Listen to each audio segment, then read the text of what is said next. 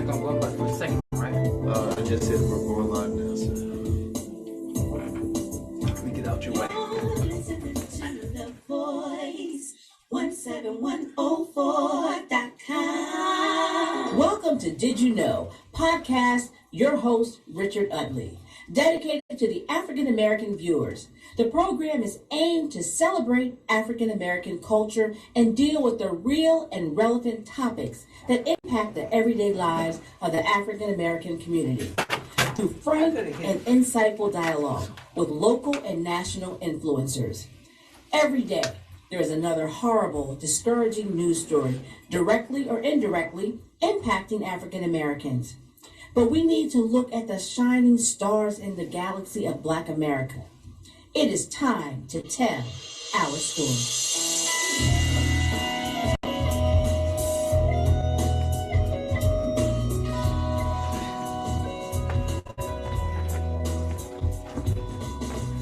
Good evening, and welcome to another Did You Know? Well, we got a few things we're going to talk about today. I'm going to talk about a new program in a minute, and I have a guest coming. But before we do that, I'd like to keep us focused on some things so that we don't get lost with them. And the one is, and I'm going to keep bringing it up occasionally, we all know what happened during the 2020 election, and we know the next big election's coming up in 2024.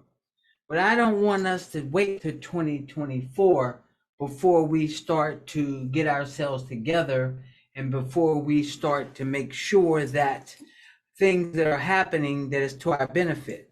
And the reason I bring that up, because all of you know that after the election, there's been about 25 states that have been trying to reduce the ballot boxes. They've been trying to change the polling sites. They've been trying to restrict the early voting, to create long lines so that you could get frustrated and go home. We can't let that happen. So I'm going to keep reminding you that we need to keep our eyes on state government. Not only do we need to keep our eyes on state government, but we need to make sure that our elected officials are accountable to us. So you need to ask them what their feeling is about the election. You need to find out if they want to require you to have an ID. We can't wait till 2024 to do that. We have to do that now. All of you know one of my biggest concerns is that a lot of times we traditionally have waited till the horses are already out the barn and going up the trail before we realize there's a problem there. So I'm going to bring that up occasionally because I think it's that important. I think it's important that we start to develop coalitions. I think it's important that we start to make sure that our elected officials are very accountable to us.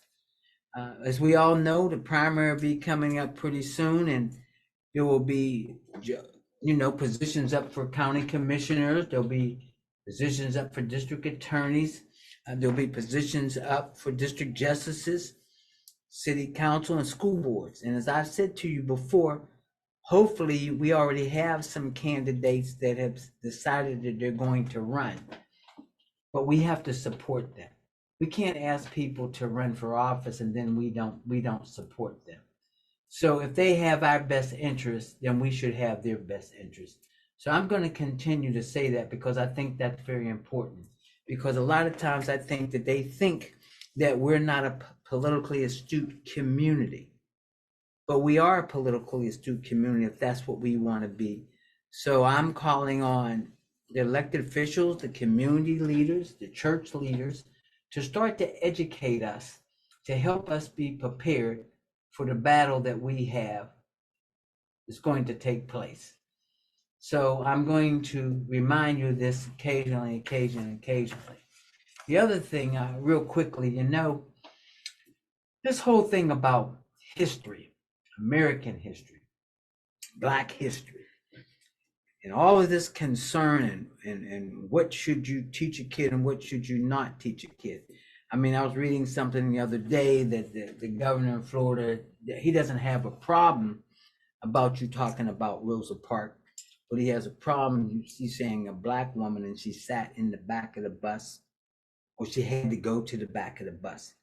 You can't take history and make it all pretty. History has all kinds of good, bad, and indifference.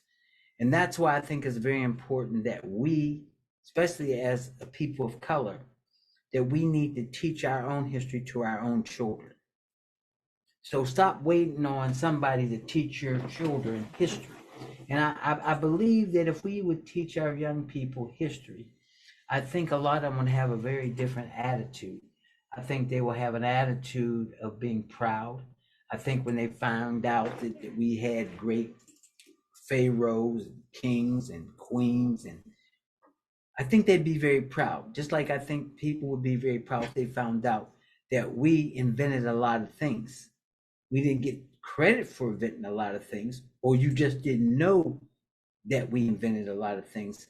And so I'm going to start the next program to at least bring up 2 history things that we need to know about. I'll bring up. But the other thing is that I'm going to remind you it's your job, my job, the community job, to teach some history about us. You know, I was reading something in the Pittsburgh Courier, and they were reprinting it from the Chicago Crusader. And I read it and I found it to be very interesting. I just want you to think about it and do your own research. And it says, do we have unrealistic expectations regarding crime? And I read both articles, and I'm not going to get really into the deep of the articles, but I just want you to think about it. And it talks about, we talk about reducing crime. Everybody that runs for office, the first thing they say is they're going to reduce crime. Well, how are they going to reduce crime? And we hold people accountable for that. Sometimes we talk about we want to hire more policemen. Is that really the going to solve it all? I just want you to think about these things. Sometimes they say the lack of jobs. That's the reason why crime is running rampant in our community. Now, I just want to put some things in perspective that I read for you to think about it. And one of them was, one of the parts was, there's a lot of money among criminals. Think about that. Think about that. Ooh. We talk about a lot of rappers that lose their lives of craziness. Sure. They have money too. The other thing it talked about criminal behavior. When we have some people in our community that have criminal behavior and they're not going to change.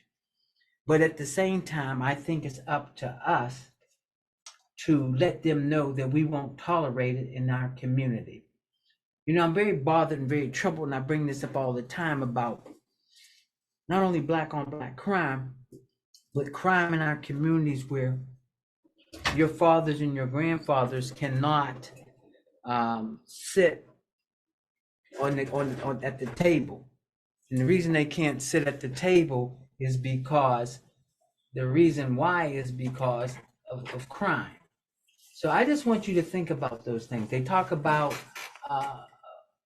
you know, we look at black youth and we talk about, well, yeah, sometimes they need to have more recreation opportunities, but we need to hold black youth accountable, like we need to hold everybody in our community accountable.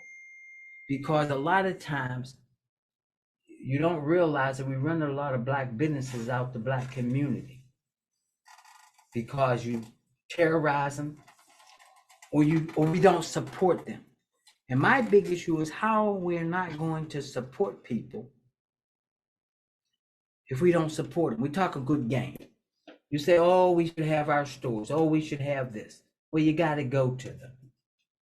So my big thing is that if we're going to talk about economic development, if we're going to talk about reaching down and pulling people up, that means that we need to definitely support black businesses. And with all that, I have the good fortune today to have a guest on. And as all of you know, I believe in bringing people on my program to tell their story.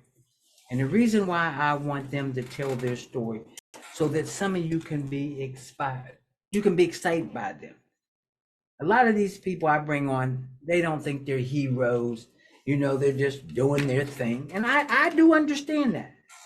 But by them doing their thing, I'm hope that somebody else does their thing. So that's why I bring all kinds of people on. I don't try to bring somebody on that's successful, but I bring people on to tell you where they are. But the point is that we got to make them successful. We have to help them out. That's why I had Chris Franklin on.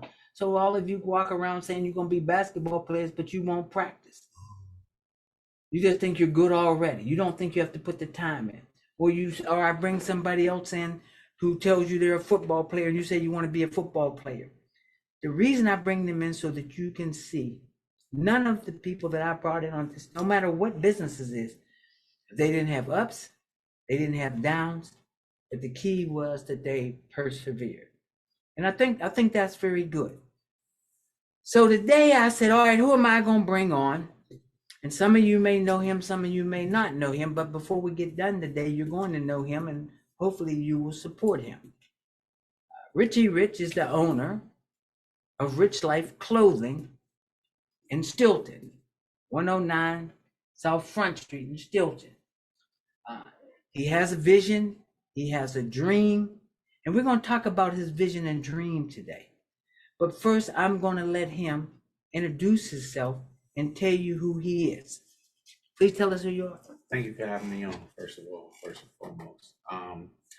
Most people call me Rich. I am the owner of Rich Life Clothing brand.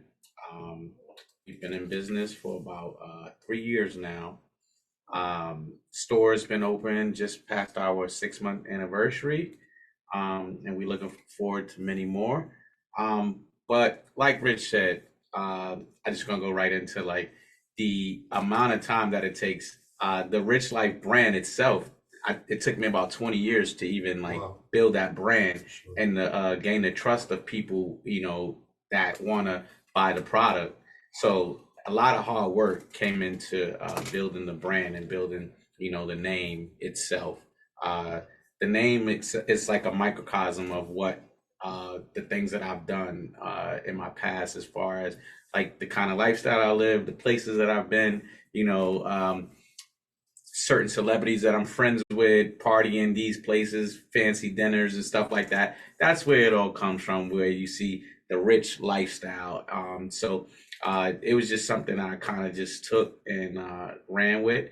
And previous conversations, the Rich Life Entertainment was where I started at. I used to throw parties for a living back in New York City. And so it was kind of easy just to kind of put it on the umbrella and just go with the Rich Life Clothing, because the company is Rich Life Enterprises. So just to kind of give you a backdrop. Originally from New York City, got my fashion sense from working down in Soho. Grew up admiring guys like Dapper Dan out there, who is like a staple in the fashion industry for urban streetwear. If you were any kind of a ball player or rapper or even hustler during the 80s and early 90s, you knew who Dapper Dan was as a fashion designer. So he was somebody I always kind of looked up to. And now to see him on the mainstream gives me more of a sense of like pride to know that I can do it myself. And so that's one of my goals, is to help other young people of color kind of pursue their dreams and let them know that it is possible to, one, have a successful clothing brand and also run a business successfully. So there's a lot of hard work that goes into that, but you don't see that behind closed doors. The countless hours that I spend speaking with manufacturers, marketing gurus, advertising companies, things of that nature. There's a lot that goes on behind the scenes that we're gonna get into here. Yeah, we're gonna get into it, because one of the first things I'm gonna jump on, and I want my audience to understand that he said 20 years. See, some of y'all want to start today and you want to be successful today. 20 years. So you had this vision and dream for 20 years that you knew that you had a passion to be an entrepreneur? Yeah, yeah. And so when I say the 20 years is not an exaggeration, because I had to build that trust, that following where people kind of bought into the lifestyle that I'm selling, right? So if you can come out today with a clothing brand, right, and just have a name, but who's gonna buy it? Who's to say that this person is someone that I should be purchasing their merchandise, right? What do you have to back it up, right? So I can't sell something that says rich and it be cheap or poor, right? There's something that goes into that where I had to build that legacy of people knowing that this name means something when they put it on their back. Okay, so I got some questions for you. Absolutely. So, how did you find your niche? Okay, so you came up with it because of lifestyle, and you want people to feel good, and you want people to feel rich. So clothing has always been something that's been in my life since, as far as back as I can remember, getting dressed up on Sundays and every holiday. My mom always made sure, we looked great. And then as I got older, it was just something like that I just took to, as far as just wanting to always look good, always matching my clothes, always, keeping up with the latest trends. And I never thought that, hey, I would be one to design, but I had the influence to get others to follow what I was doing. So I never really thought that I would be the one who would design the clothing. And that's kind of how I got into it, where I was the influencer of other people's brands. So I wore one of my high school friends' clothing. Her name brand was Iconic. And then I had another local brand, which most of you may know, Major Prep. Okay. So I wore Major Prep for about 3 years. And everyone would ask me, hey, whose brand is that? Is that yours? And I would say, hey, this is my bro's. You can go check him out, majorprep.com, or you can check him out on his website or his Instagram. And people were just like, oh, let me know when you do your own thing. And so that's where the inspiration came from, where I was like, you know what? Let me see if I can do this on my own, right? I had a phone call with Brian. I talked to him, asked him how he felt about it, asked him if he had any information for me, any advice. I took all those things into consideration before I kind of just jumped out there. Started with 5 t-shirts and it kind of just sold out right away. And after that, I mean, it just took off like wildfire. So. Oh, well, and of course, I've had Brian on my program, and I've had Brian on my program. But one of the things he said to me one day, and it made sense, and you're reinforcing it now. I said something to him, and basically it was like, why would I wear Nike? Or why would I wear such and such? Why wouldn't I wear my own brand that I'm promoting? And I thought that was very interesting. And not only I thought it was very interesting, it's very true. So you're absolutely right. You sell what you believe in. Okay, so you figured that part out. So what made you target the audience that you knew who would want to buy your clothes? So the target audience is basically my followers, right? That you kind of have to know who's going to purchase your products before you start selling it, right? And that's with anything. I mean, even if you're selling water bottles, you have to know, am I targeting marathon runners, or am I target 5K runners, or am I just targeting kids that's on a basketball court, right? So you have to have an audience before you can actually build a brand. So I had to know that I had people willing to spend X amount of dollars on a t-shirt or sweatsuit or a hat before I priced myself, right? Before I figured out the demographic that I'm going to promote this brand to. So, I mean, research, and that's where we go back to what you said about overnight success, right? There's no overnight success in entrepreneurship. It took, like I said, I've been in business for 3 years. How many amount of losses that I've taken in that time? People will never see that, but they see that I continually put out product, right? So once I was able to figure out my target audience and my target price range, that's when things were able to kind of like come to where the ball was rolling and I knew what I could do. So okay, you pretty well explained your brand, Rich Life, and that's to give people the feeling of rich life and being very positive, I'm assuming. Yeah. So And- rich, you can be rich in anything, right? So the rich life thing comes from, like, you can be rich in money, rich in family, you can be rich in love, right? I have a couple slogan t-shirts where I've used those kind of things. Rich mom, rich dad. So the life is just everything that culminates all together, where you talk about putting in, like, everything flowing. So the rich lifestyle is not just about money. It's about just being able to wake up every day and be happy about something. And I guess you would say part of this is the perception of looking good, Yes. feeling good, and There you believing in good. And what made me think about this, and my audience doesn't know this, that my father was a tailor. My father was a tailor in Pittsburgh, and everybody knew that, he was a tailor. Mhm. Nelson the tailor. That was my father's name. And my father always, even though he was going to work at a cleaner's or whenever, he always dressed up. Mhm. And he used to carry a attache case with chalk, all of that, because he felt that if he was going to work on somebody's clothes, if he was going to tell them, he wanted to look the part. Yeah, absolutely. And I even got that from, and artists will laugh about that. Even when I used to go, or still do, if I was going to go buy some shoes, I would go in the store and I knew what kind of shoes I wanted. Mhm. Don't ask me why. And this man would articulate the shoes to me, but I would look to see what kind of shoes he had on. Absolutely. And I'd be amazed. He trying to sell me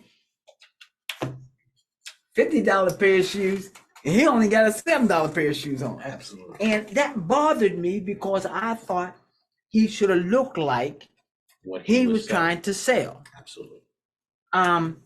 So the other issue is, how did you come up with your design? So the designs are something that's piece by piece. The logo itself is something that was, I reached out to a graphic designer that had did my entertainment logo, the Rich Life Entertainment, and we kind of just tweaked it a little bit. And I just fell in love with the font, right? I didn't want to go with an animal or a money sign, anything like that. I just wanted something simple, bold, and made a statement, right? So the greatest thing about that, the Rich Life brand, is that people automatically draw to the slogan, right? Right away, people eyes draw to Rich Life. What is that? How much does it cost? Why does it look so good, right? The second thing is that it's very, very neat. It doesn't really take away from the velour or the cotton, the satin, whatever kind of fabric you're wearing. It makes a statement, right? It's not too broad. There's not a lot of rhinestones and diamonds, things like that going all over the place, and it still gives that Clean look? exactly. Okay. That makes it look like that it costs a lot of money. Okay. I think we have your website. We're Yeah. going to bring your website up to the audience so they can look at it for a minute. Stylesbyrichlife.com. Yeah, we got it already on Mhm. here for you. Mhm. We're going to bring it up so people can, if you want to comment, you can as you. Yeah, right now You can see it up there. Right now we got 20% off all clearance items. You just got to click that clearance button right there, and it'll take you to everything that it's on clearance. We just dropped some new Easter sets as well. That's on there on the website under new arrivals. Yeah. So the website has been great. It's been a great asset to me nationally, but the store is what saved the company, right? Had I not opened this store, which is located in Stilton, I don't know where I'd be right now from saying 6 months from where I was ago. The support in Harrisburg has been tremendous. It's like something that I've never seen before. People that I've talked to have always said, hey, it's brick and mortar, it's not going to work. The people are not going to support you. And right now, 90% of my sales come from brick and mortar store. I mean, we're talking about walk by traffic, people that I never knew before, people who don't follow me on social media. How do these people know about it, right? It's word of mouth, right? And when we all get behind each other and we all support something, great things happen. So, and that's just, that's from the beginning of time, especially with people of color. When we all support each other, great things can happen. You'll find this a funny story. Before I got on air, I called him up. I said, all right, where are you at? He said, hey, I got somebody in the store. He said, I'll be there soon as the person leaves the store. And I said, okay. Because what he was saying, look, Brother Utley, it's about money. I got a customer in here. You're going to have to wait. You're going to have to come up with something else till I get there. And I appreciate that because you were direct and but I understood it. Absolutely. And I understood it because I'm an entrepreneur. Yeah. Him and I had great conversations about conscience. A lot of you know I put shows on and stuff, and we were laughing about some days it was good, some days it was bad. But one of the things that's important is that, like I said, that we have to support you. And it's at 109 South Front Street in Stilton. He has his own brand, and you need to go in there and you need to take up, but we need to support him. All right, I'm want to go in depth into your psychological to how you got to where you are. So you already explained pretty well the design, but people think, and I want you to elaborate on this because I'm going to put it this way. A lot of times we have friends, cousins, and relatives, and we create a T-shirt. And so we got this T-shirt, and they say, that's a great T-shirt, and you ought to become in the T-shirt business. Yeah. And what happens is I print them 25 T-shirts up, and my relatives, my friends, everybody buy the 25. And I said, well, I'm going from rags to riches, and then I print another 50 up. And then I get another 50, and I still got them in the box. Yeah. So all of a sudden, wow. So how do you psychologically deal with stuff like that? Because I know those things happen. Well, that comes apart where I talked about taking the losses, but the printing of the T-shirts. So I started with 5 T-shirts. Okay. I remember the day I posted them on Instagram, and like people already was like, let me get that side. So I went from 5 to 25 to 100, and it took me a while to get rid of some of them colors and some of them sizes, because I did think, oh man, this is it right here. And I do still face those adversities every season where I make something and I think this is a hit, and it's not what it's supposed to be, whether it be a design, whether it be a color, whether it be sizes, right? Sometimes the fit is just off and people just don't like it. But you got to keep pushing through, right? And so that's where the support comes in. That's where saving your money and investing your money, knowing that the business is more important than any other aspect of your life, right? If not for my being able to manage the money, I would have probably went under already, because you have to continue to keep pushing through whenever those T-shirts don't sell, right? Whenever these sweatsuits don't sell, I have to still put out new merchandise. So if I go out there and say I make $3,000 and think I'm gonna go out and party this weekend, and what's gonna happen to the next item, right? So sacrifice is something that I've had to. But that's why I have people like you that come on the program, so that the audience can understand it. A lot of entrepreneurs understand it. Some do, some don't. And there's people who are toying with becoming entrepreneurs. They think it's instant. I mean, I have people all the time who come to me and say, "Oh, you own the Central Pennsylvania Black Directory. Oh, you're doing good. Oh, you own the Civil War. World War II stuff." Not understanding that I had to invest money with the hopes of not only, first of all, recouping my initial investment. Yeah. We're not even talking about making money. Profit, yeah. And people don't understand that in business, you got to stay on your A game. Absolutely. And I so that's part of me staying late, right? Like, I know I have an appointment, but a customer walks in 5 minutes before I need to leave, right? Where is my commitment to the investment, right? If I close that door and say, "Hey, I got to go do a podcast," that's a customer that I might have lost forever, right? And that's a big part of entrepreneurship, where people think that, "Hey, I go to work, 8 hours. I'm on call 24 hours a day, 7 days a week," right? I haven't been on vacation for a year because I don't want to leave the business. It's too new, right? My family and friends, they think I got $1 million, but they don't know I got bills to pay every double, so sometimes it looks great. We do all the hard work.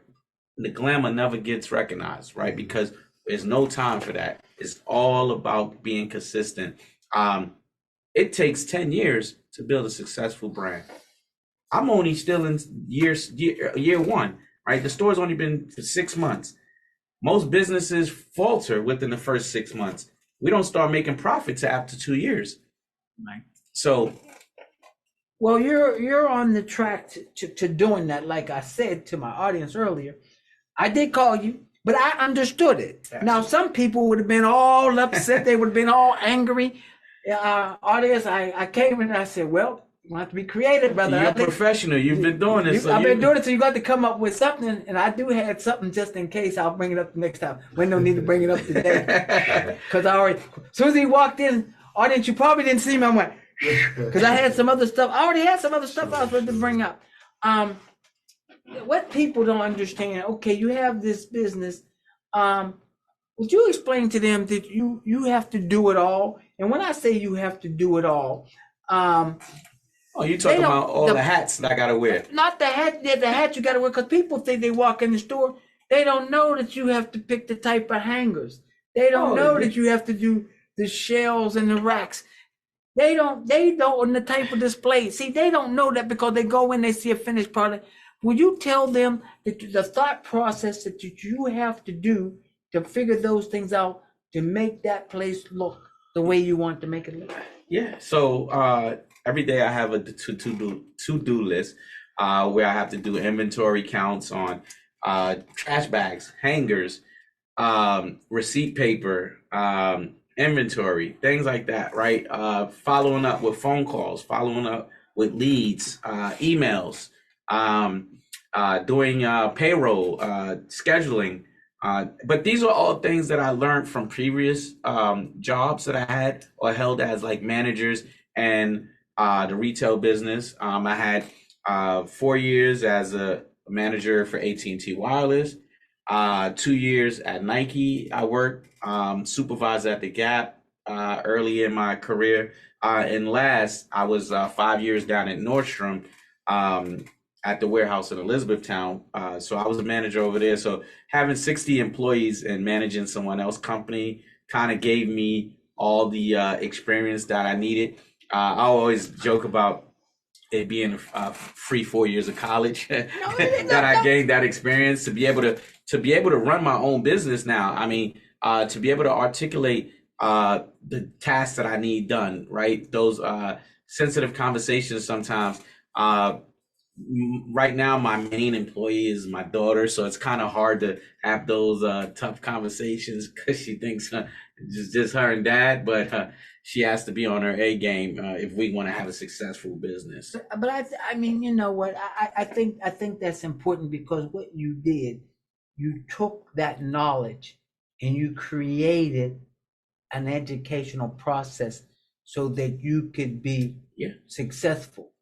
You just didn't go to work and just say, I'm just going to be a worker bee, and they say move this from point A, then move that to point B. You said, okay, you're telling me to move this from point A to point B, but why are they telling me to move it from point A to point B? What is the logic? What's the law? So you took the knowledge, and ladies and gentlemen, you know, especially these young people, and we need to tell our young people, yes, it's okay to get a job, but at the same time, they need to think outside the box, and they need to develop what they learn. You know, you get a person that works, they can be a waiter, waitress, they can be many, many things, but they learn from that. They learn discipline. They may have to come to work, because a lot of times folks don't want to come to work. They want to check, but they don't want to come to work. Yeah. Or they want to be a boss, but they don't want to put the time in to be a boss. I get so many people that tell me they want to own their own company. And they believe me, they believe in their mind. They believe in their mind that it's that easy. There's no off days. There's no sick days. They don't. There's no time off, right? You have to be available all the time to your employees, to your business, to your customers, right? The toilet floods, you got to be there. Sales are slow, you got to be there. Sales are busy, got to be there. That's just one of the things that you have to make a full-time commitment to understanding that your business becomes your life. Yeah, you know, as we continue to talk here, you know, I just happened to look over at the program manager at this program from Chris Thomas here. He started this radio podcast, this whole thing on a vision of your own. Am I right? Yes, sir. He started a vision on his own. And he had a whole lot of naysayers. Oh my, oh my, oh my, oh my. Yeah, we love those. We all had naysayers. Yeah. When I first was going to do the Central Penn Black Directory, I had people say, it ain't going to work. It ain't going to be successful. It ain't going to be nothing. Ain't going to be nothing to it. And I said, well, we're going to try the Central Pennsylvania Black Directory. And I can honestly tell y'all, this is my 12th year being the publisher and owner of this directory. Absolutely. But what people don't understand, I'm the salesperson. I'm everything. I walk past, I take business cards, I do all those things. And then I get criticism. Somebody say, well, somebody went out of business last week. Well, I don't know that. I'm the only person that's doing this. If you don't tell me, then I don't know.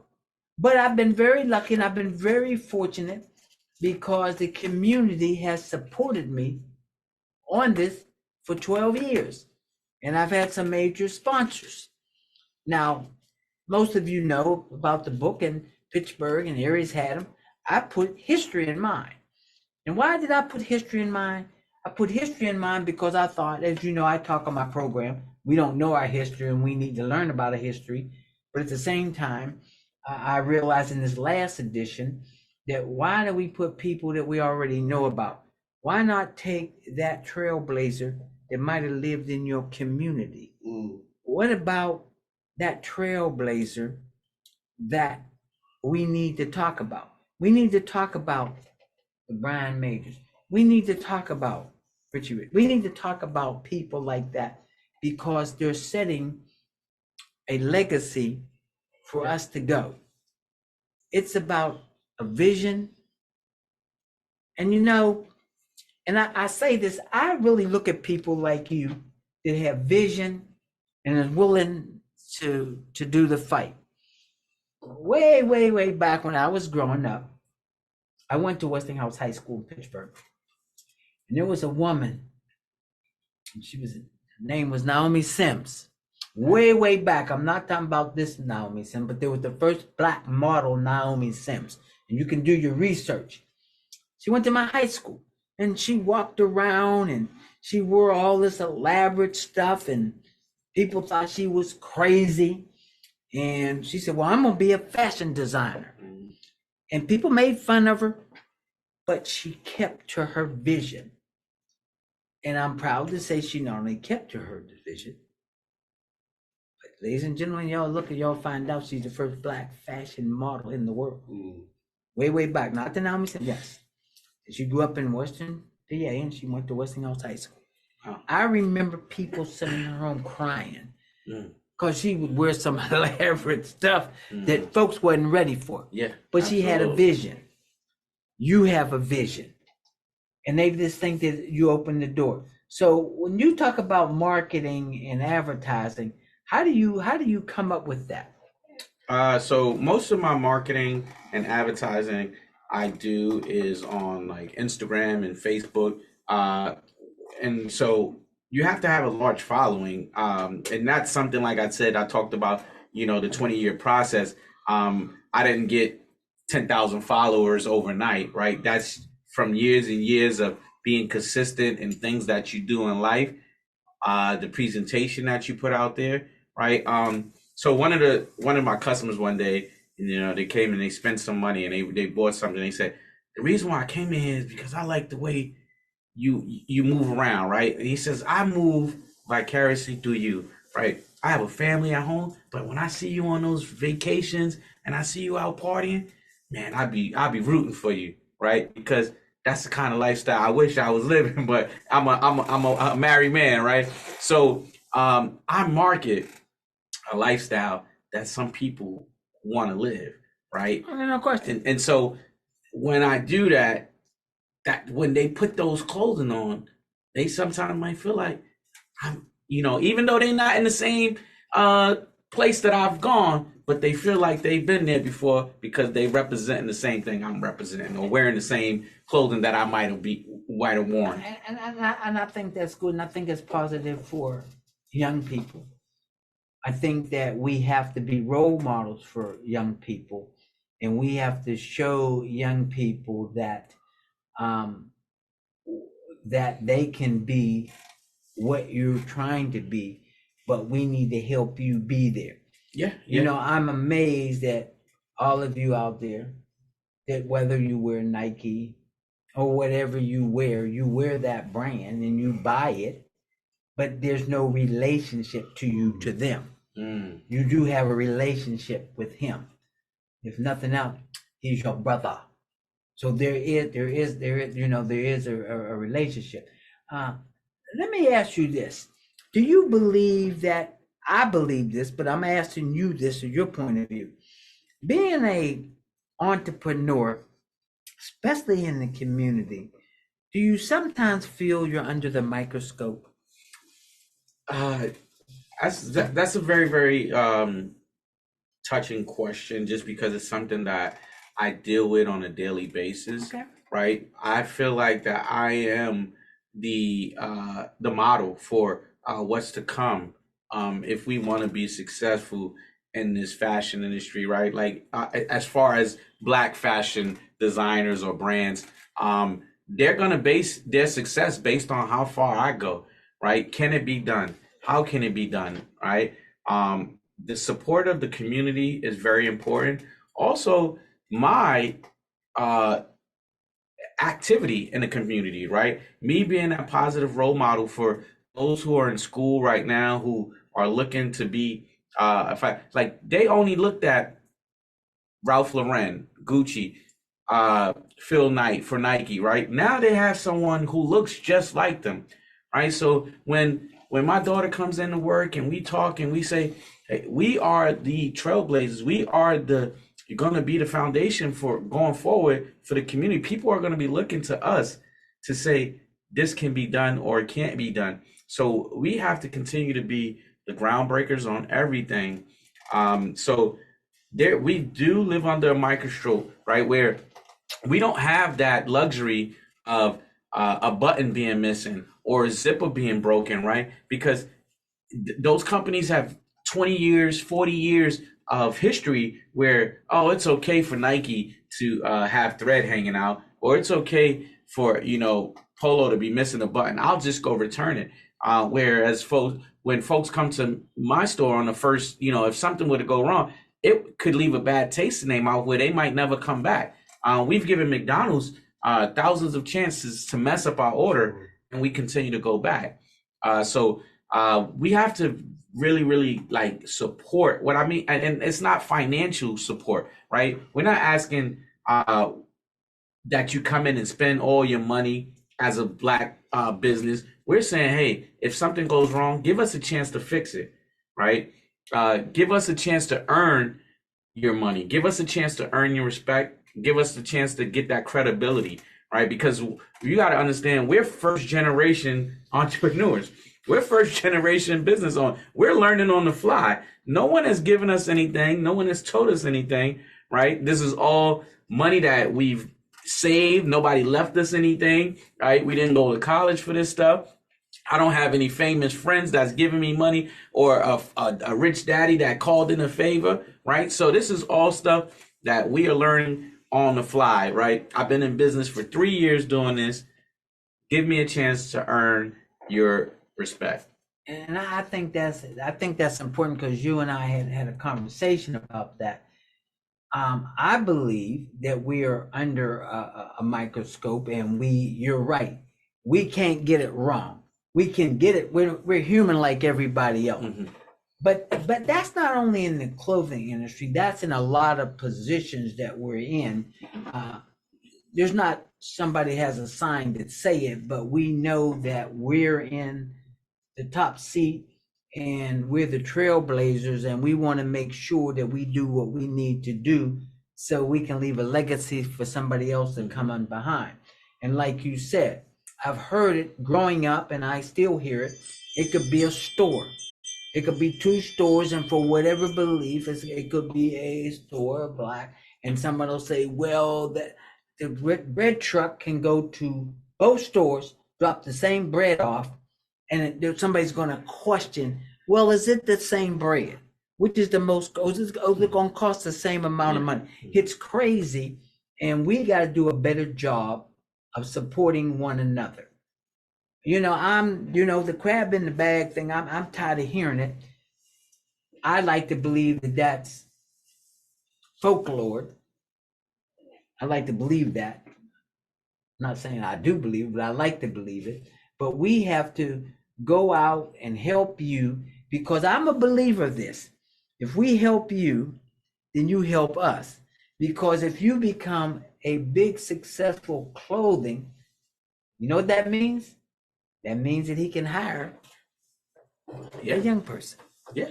Actually, I've already done things with some young kids that are having dreams of becoming a fashion designer. As far as, I mean, we have questions, we have ideas, we have things that they run off of me.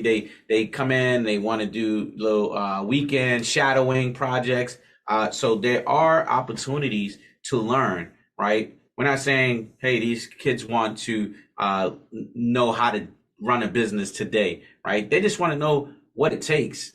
How do they have what it takes? So I kind of just give myself when I can and lend myself to those kids that are looking to become something that, because like I said, it wasn't an overnight success. So you have to be in this for the long haul, right? I don't know how long it took your friend to become a model, but a lot of years, right? So some fashion designers don't get their big break until they're in their late 40s, right? If I started this business during the pandemic, and the reason why I kind of started, because like I said, I learned from my previous job, logistics, and I learned that, hey, we couldn't go into stores anymore. So people were buying stuff online.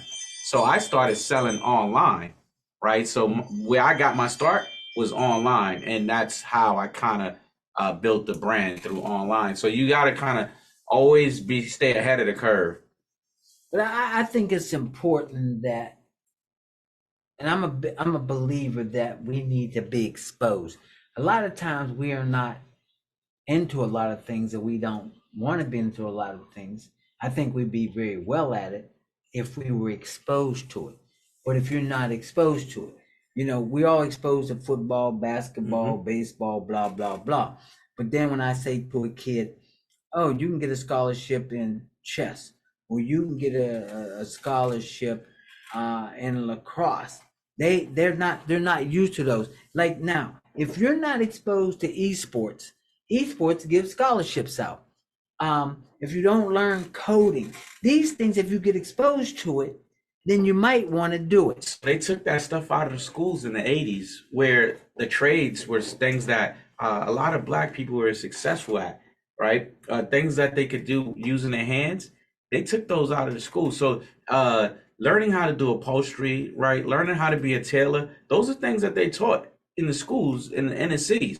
And because we became successful at those things without having to have college degrees, they figured out a way to get them out of the school. So those are actually the best careers that are available. We just don't have the resources anymore, right? Now, to your point, the more successful someone like me becomes, or a major prep, the more opportunities that we can provide for other, young aspiring kids to come up, as far as running a program where we have young kids come in and help us with maybe putting out designs, or showing how to do graphics, how to do some sewing, and then we're not outsourcing the product, right? If we had more people in town that knew how to do stitching, fabric, and things like that, we wouldn't have to go overseas, because we could keep that right in the community. So if I was to ask you, what would you want my audience to know about your business?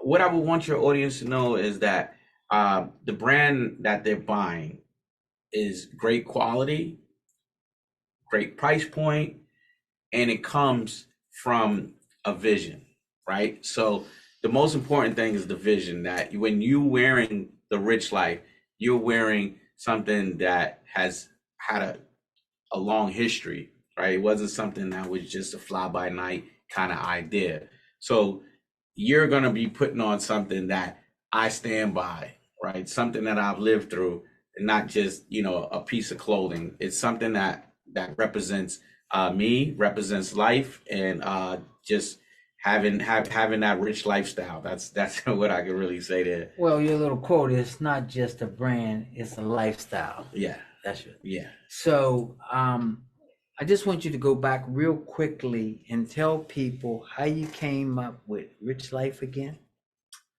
So my nickname from when I was a kid was Richey Rich. And so I kind of just, once people, started just calling me Rich, and then it became, just a part, like my life. So the life is just, my lifestyle and the things that I've accomplished and done throughout my life.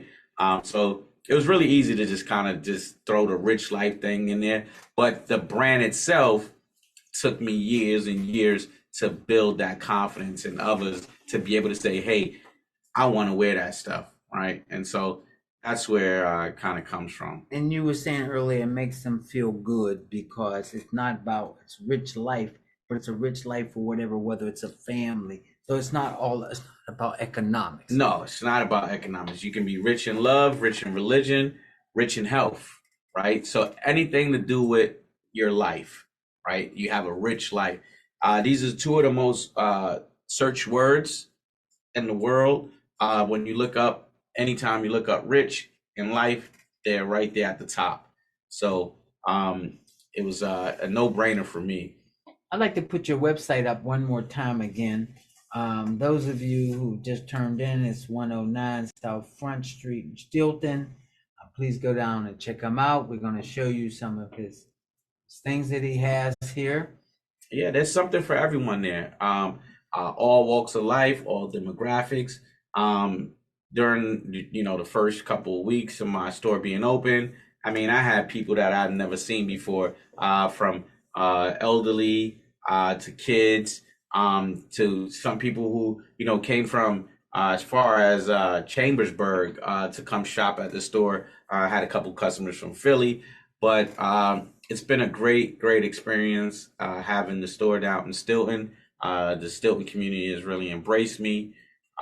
So actually, the Stilton High Spire School District has been phenomenal. All the kids throughout the school are wearing it. So it's something that I'm really proud of.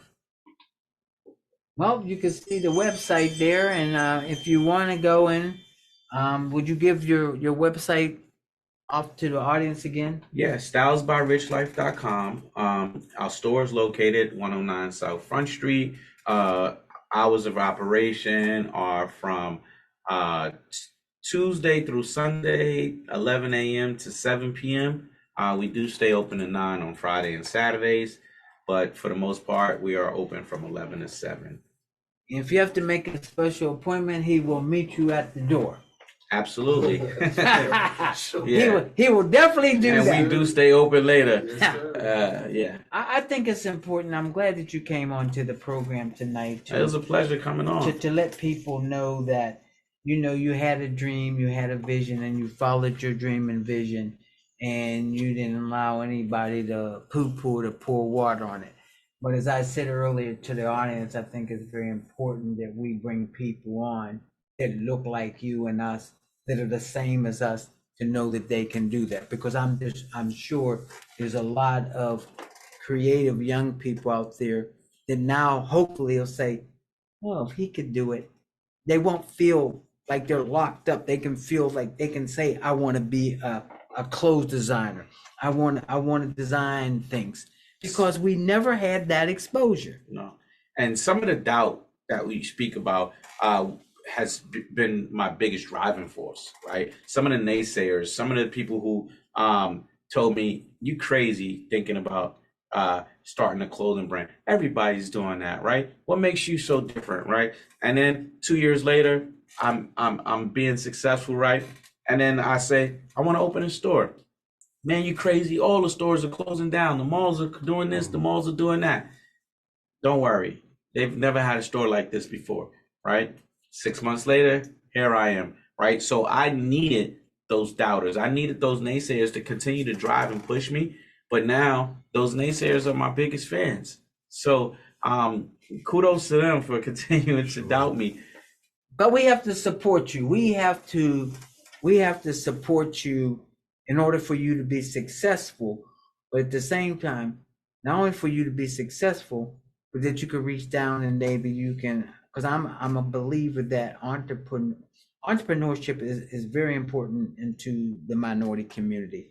I'm a believer that if we don't create some economic wealth, then we're going to be in trouble. If we keep waiting for handouts and not bring anything to the table. So I think that having you on here, people could look at you, they can go down to your store, and I'm sure hopefully that this program will inspire someone to sort of kind of want to do some of the things that you were doing. So I want to thank you for coming on my program. But I hope people please go on down to Stilton and see him. But one thing he said earlier, I think is very important. If it ain't right, give him a chance. sure. We all, as I earlier on, you was a little hesitant when I said about we were under the microscope because you didn't want to offend nobody, but I said it anyway. Like you said, if I'm missing a button, come in and say, hey, it fell off or whatever. Give you another chance. Yeah, let me fix it. Let you fix it, because instead of them saying, I ain't never going there no more because the button came off. Well, I have clothes over my life that buttons came off. Yeah. I've had clothes that didn't fit the certain way. You go back and you take them. Mm-hmm. So like you said, you've been going back to McDonald's after they got your order wrong 15 times. So you can at least give him 1 or 2 chances. So thank you again for coming on. Thank you, guys. And I'm looking forward to telling people to go down there. Thank you for joining the Richard Utley Show on The Voice 17104. We will be here on The Voice 17104 every first and third Tuesday from 6:30 p.m. to 7:30 p.m. That's it, man. Do you take any Once calls? again, thanks for viewing. Any Remember questions to from me? visit us on Facebook. I didn't take the telephone calls tonight. I can take calls, but I don't take the calls because